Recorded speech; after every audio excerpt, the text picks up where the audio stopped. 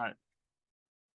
Hey, welcome back to another exciting episode of YOML. And today we're on book 114.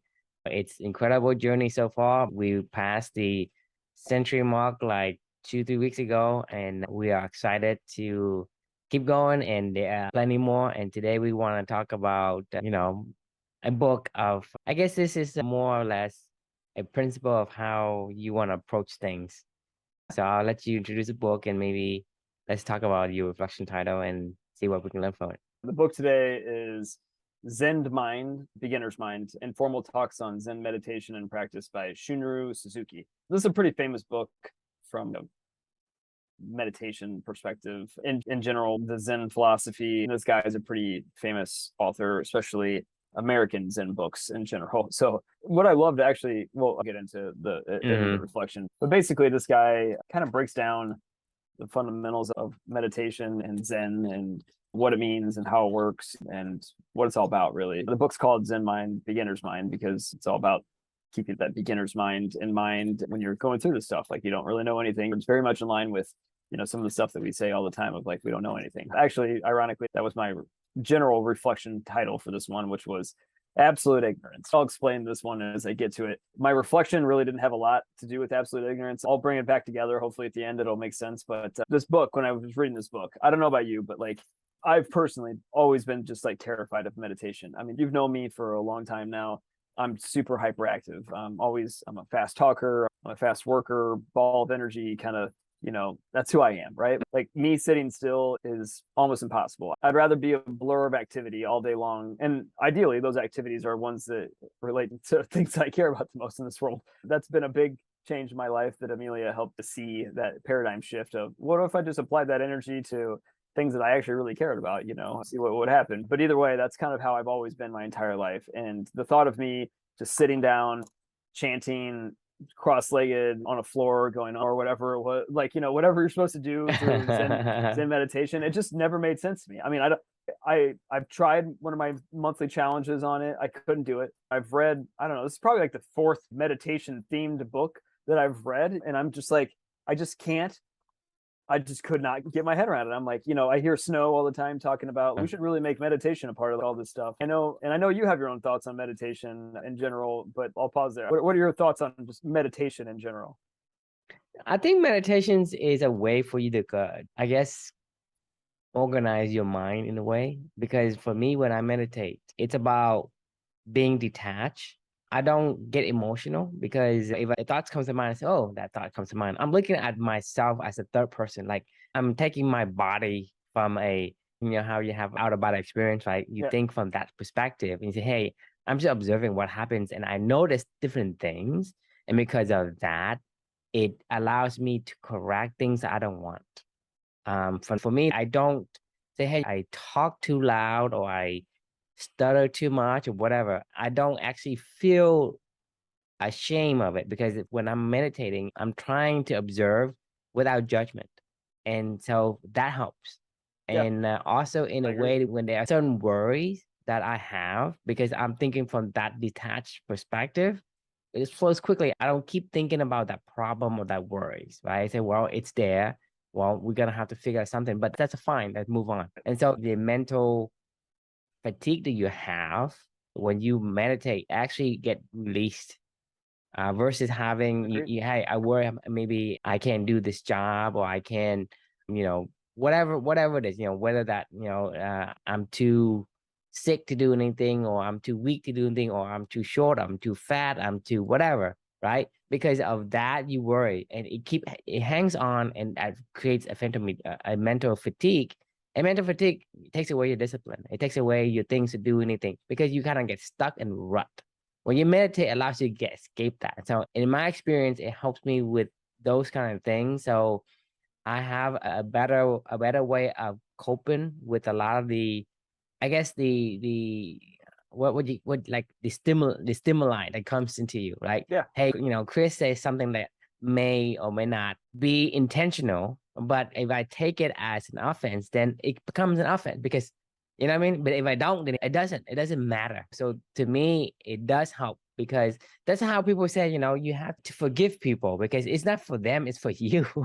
Right. Because you don't forgive them, you hold on to that thought and you're the one that's suffering, not them. They have no idea, right?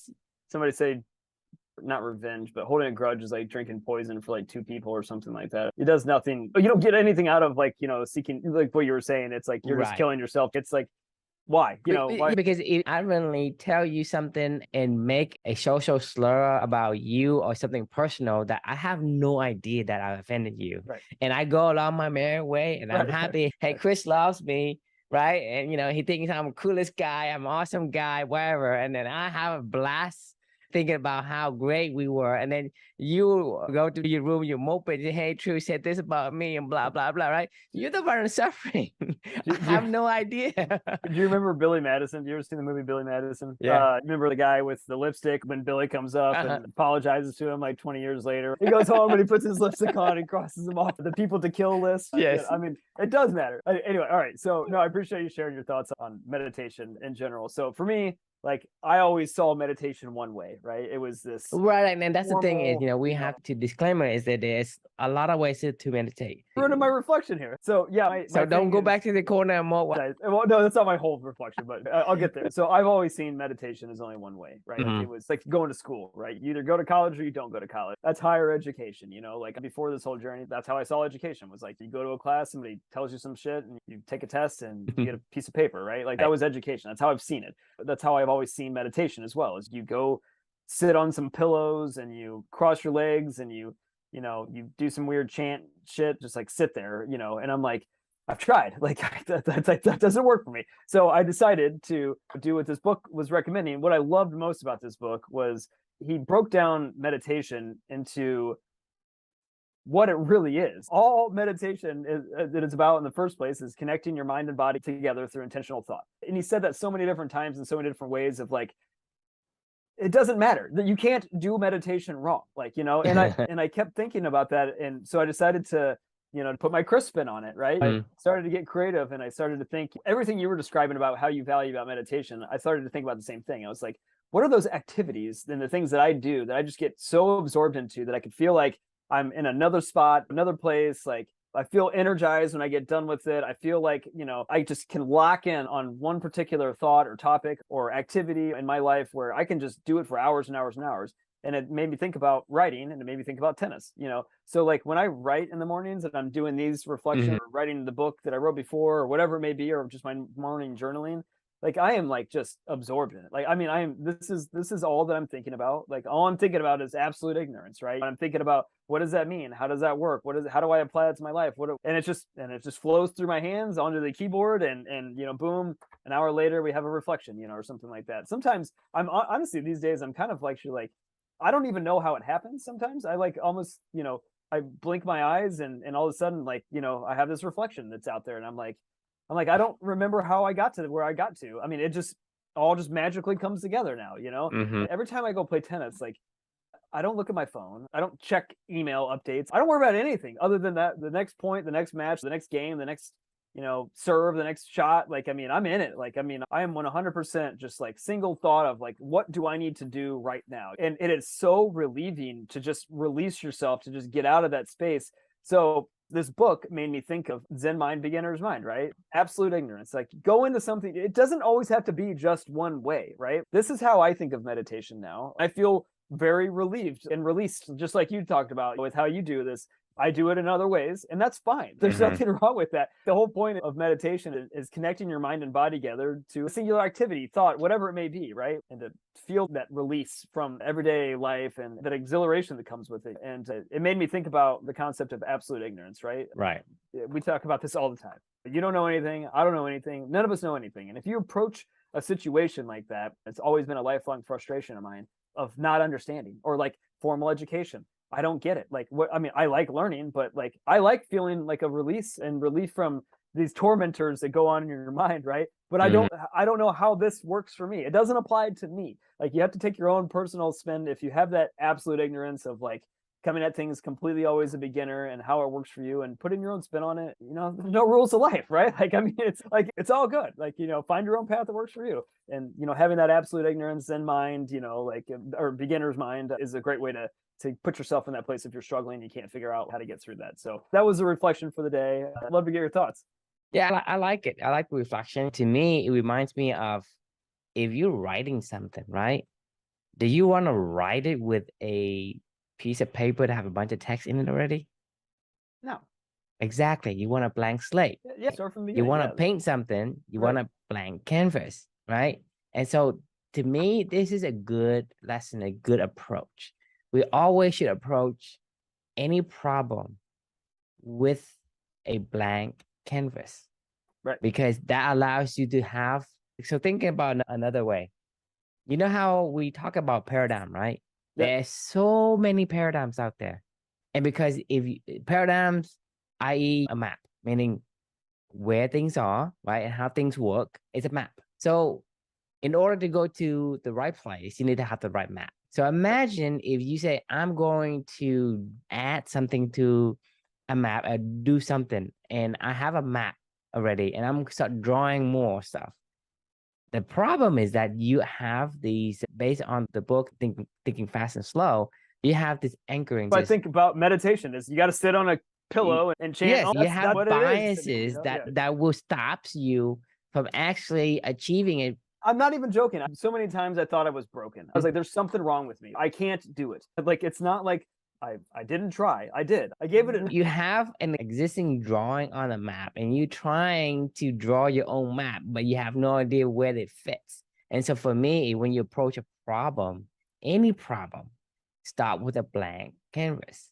And when you do that, more likely than not, you will draw the right map that you will need for yourself. For yourself, exactly. Right. And so having that concept is going to be very, very helpful for any problem you're trying to solve, because it eliminates biases that you have.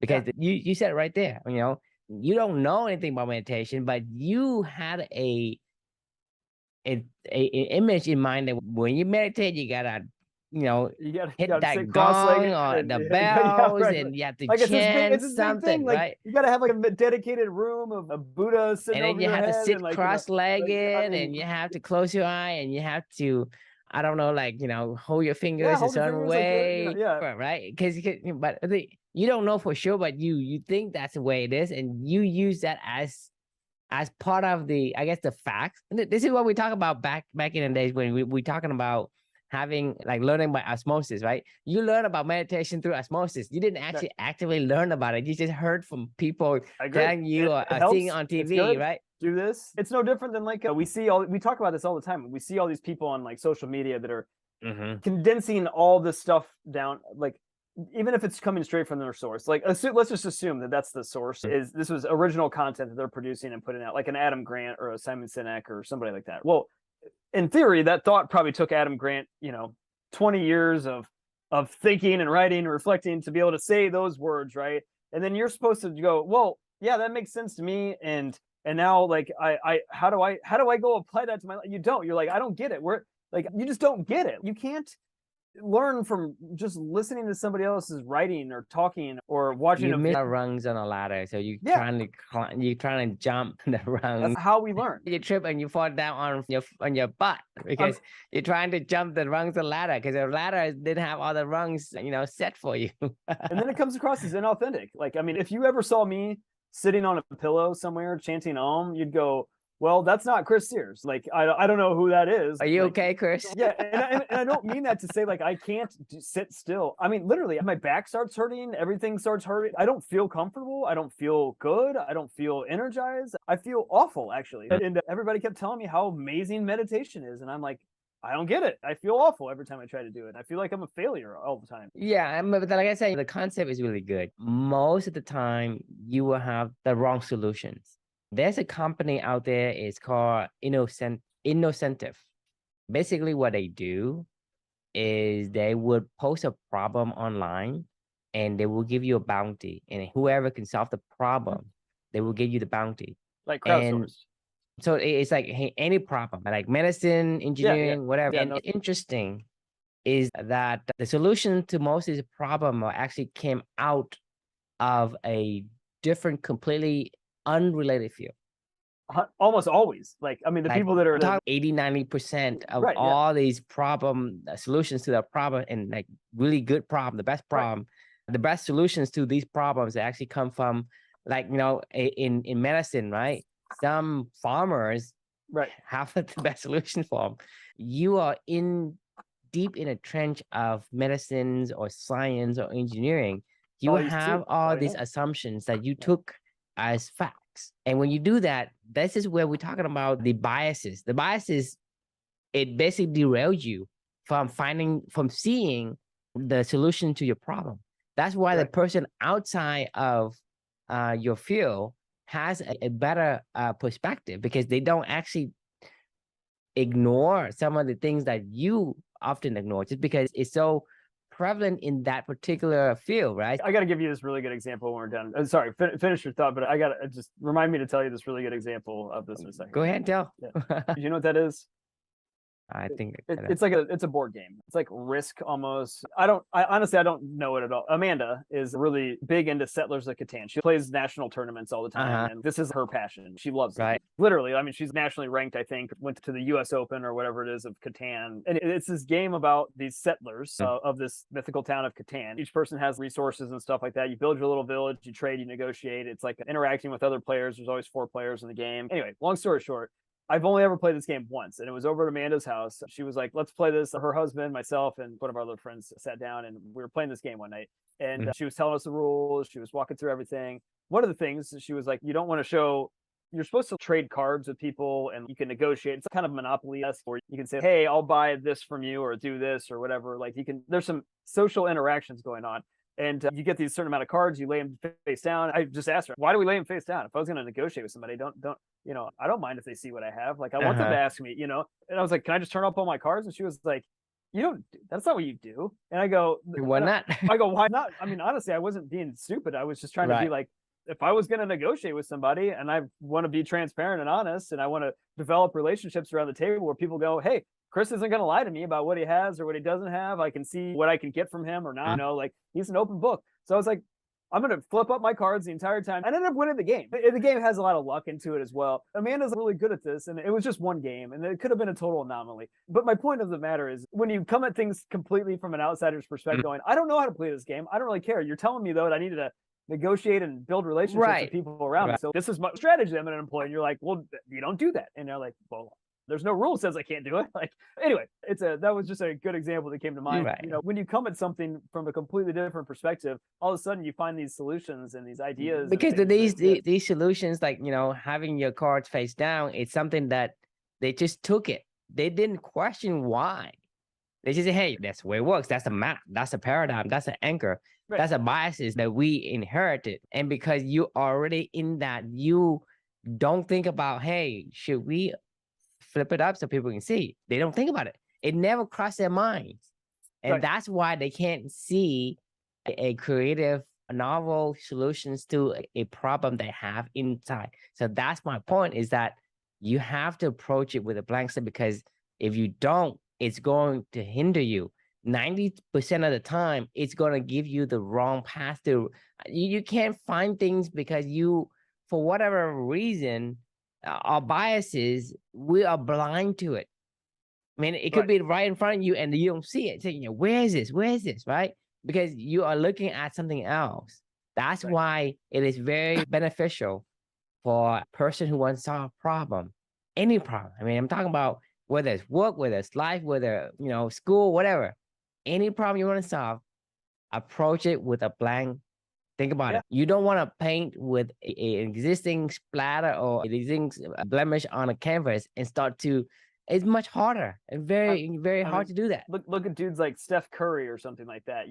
He's shooting threes from the logo, and you're like, what are you doing? Like, that's not how you play. You get the ball into your big guy, and I was reading Malcolm Gladwell's David and Goliath here recently, and it was a good book. I always love a good Malcolm Gladwell book, and I hadn't read that one before. He was talking about this junior girls national basketball team that 3/4 of the team had never played basketball before in their life. Their dad was, one of their parents was the coach, and he had never even heard of the game before. He was like, I just agreed to do this.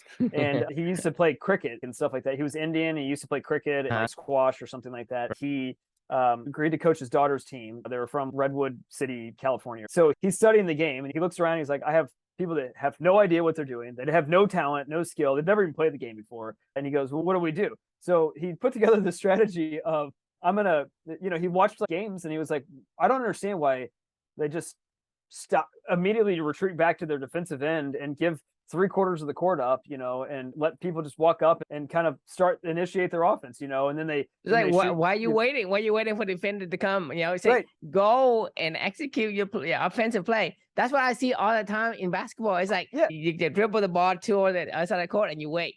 And then you wait. And then you have all the defender comes back. And then you stop playing. I don't get it.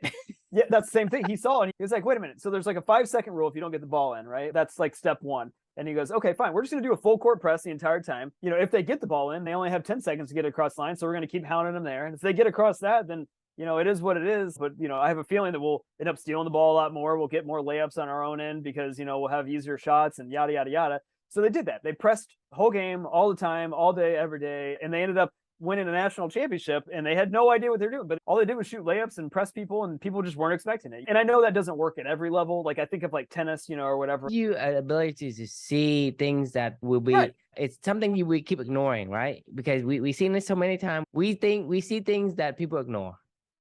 Agreed. And having that perspective, it's going to give you that edge. It's not going to be 100%, but it gives you much more leverage. So that's the thing is, there's a lot of mental models out there. It's about first order thinking and second order thinking and nth order thinking, a bunch of these mental models, right? And to me, that's just really good because you need to approach it from a different perspective. And one of the things that we would ask, if you want to have absolute ignorance, how do you do that? If you, for example, a tennis player, right? I was just getting ready to say a tennis example. How do you do that? Okay, so here's a great point. So there was this guy that I was playing last year maybe about a year and a half ago. He's really good. Like he's a great counter puncher. He doesn't generate his own power at all, but like the harder that I hit it at him, the more that he's able to generate more angles and more pace back at me, right? And that's how I like to play. I like to hit the ball hard and try to go for lines and try to dictate play. Well, that's exactly what he wants me to do. This game, I was just bashing the ball as hard as I could over and over again. We were battle royale and I was exhausted. And I felt like I was just gaining no headway against the guy. We were, every game was close and it might as well just flip a coin and see who wins kind of thing. Right. So I finally was like, screw it. I'm just going to moonball this guy. Like when I say moonball, I mean like literally like heavy lob shots and things like that and just hit it high in the air and whatever. Well, I did that against this guy and he can't generate his own pace. And he just started missing every shot possible. It was insane. I ended up just killing him in the second set. The third set that we played, he walked off the court. He was like, I don't want to play anymore. And I felt really bad. See, here's the thing. It's like when you full court press people and you start to use your imagination and you start to go, why am I not using the full? Like I can hit the ball as high as I want to, as far as I want to, as short as I want to, with as much spin as I want to, with as much pace or not pace. Like, there's a million different ways that you can use the geographic dimensions on a tennis court, right? There's no limit to the height you can hit a ball as long as it goes over the net and lands into the court. So as you get into higher level play, people will have a counterpunch to that really fast, or they'll take it out of the air and just crush it at you. But a lot of players that are at my level, even though I play at a good level and a high level, they still don't know how to counterpunch that. Right. Like, well, this isn't how you're supposed to play. Well, who said the rules of how you're supposed to play? Now, the funny thing is about this example is I actually felt terrible because I was like, that you only do that when you want to win, right? So here's the thing that we need to keep in mind on this particular like what we're talking about. Outcomes shouldn't matter. Like if I'm meditating, the outcome of that meditation isn't the point. It is just to meditate. I don't care if I win that match or if I go and exercise my you know what I mean? So if tennis is my meditation, then it shouldn't be outcome based, right? But if it's not, and I want to win, then use your imagination and go back to first principles and just say like, what am I not seeing here? Everybody plays the same way. Play a different way. Serve and volley. You can do whatever. Right. Yeah. I have a trick I use for myself. It's a trick I actually learned from you. Okay. Yeah. You know the trick? I have no idea. Okay. So the trick of trying to getting a blank canvas when you approach a problem is, this is what we're talking about when you were walking your dog with your wife, Felicia, and you have this crazy idea, right? So all you have to do is imagine you're an alien looking down at two people playing tennis. And you observe it with like, hey, I'm an alien. I have no idea. Like we're talking about the observation of a dog and an owner. About a week. But think about it, that would work. Because the thing is, you come from this perspective as an alien and say, hey, why is that dog, walking that little tall, two-legged pet, right? It looks like the guy with the lights on top of the little four-wheel drive is the boss, right? Everybody, when he comes around, everybody is slowing down and giving him ways to go. That's the boss, right? You know what I'm talking about, right? So when you're looking down from that perspective, is even if you don't have beginner's mind, absolutely, like as hey, like me, I don't know tennis, I can kind of say, hey, why do you do that? Right. If you look from that perspective, you will have a beginner's mind, and you can see the things that you would normally ignore. Just because you are already an expert in tennis, you ignore a lot of the things that you say, hey, you just have to hit it backhand like this, you have to hit forehand like this, you're gonna have to run in the middle after you're done. Stuff like this is ingrained into your biases, and you already use them. But if you think from the guy, say, why am I running to the middle? Right. No, I still don't understand why people overhead serve. I don't actually understand it. I feel like I can hit a 90-mile-an-hour forehand, exactly, with a lot of angle and down low and kind of zipping away. Why the hell don't I just try to rip a forehand from the baseline? Nobody said you had to serve it like a certain way. Exactly.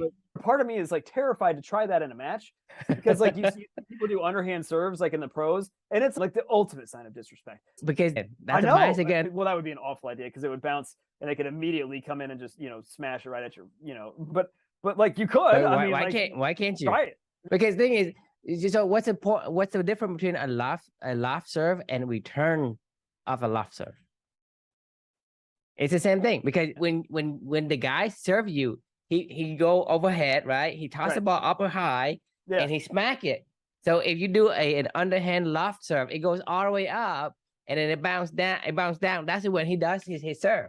Right. So if you're able to return his serve, a loft serve, it's basically, hey, you're giving him the serve from your perspective. I guess. So it's not different, that way. Right? It's a little bit different because you're hitting it from. But the thing is, when you do a loft serve, you control. It's just like we're talking about you playing offense yesterday, right? Versus defense, because you are lofting the ball to where you want it to be. So he has to go to the spot. Serve has got to go in one spot that they're already at. I mean, there's a square, that little square on that side. It has to go into, right. But you can go to the front of the square, close to the front, close to the back, close to the middle, wherever you want the ball to be. He has to go there. He has to react. He has to play defense, because you control where you place the ball. So that's the thing. Hey, I want you to try to serve from here, because let's say you put it too closer to the net. When he smack it down, he's gonna push it overboard. He's gonna go out of bounds. Good. I mean, or you think about it, right? If he didn't hit a perfect winner, then if you have the whole open court. Exactly. He's jumping up and he's hitting, and he's right at the net. You can loft it over him or go to the backside on the other opposite end. It's hard for him to turn and go and then whack it back. Think about it, right? I agree. When you think from that, hey, things people just don't do. See, right. No, I mean, no one has ever done a loft serve intended. They're always overhead. I don't think so. It as hard as it could, right? I mean, I've seen all the tennis matches that never one does that. I agree. They can't hit it out of the air, so it has to bounce. I don't know. Can you hit a serve out of the air? I don't actually know. I don't think I would ever have even thought of that. The server may serve underhand. Wait, that's a server. But you want to return, right? The receiver needs to have a bounce.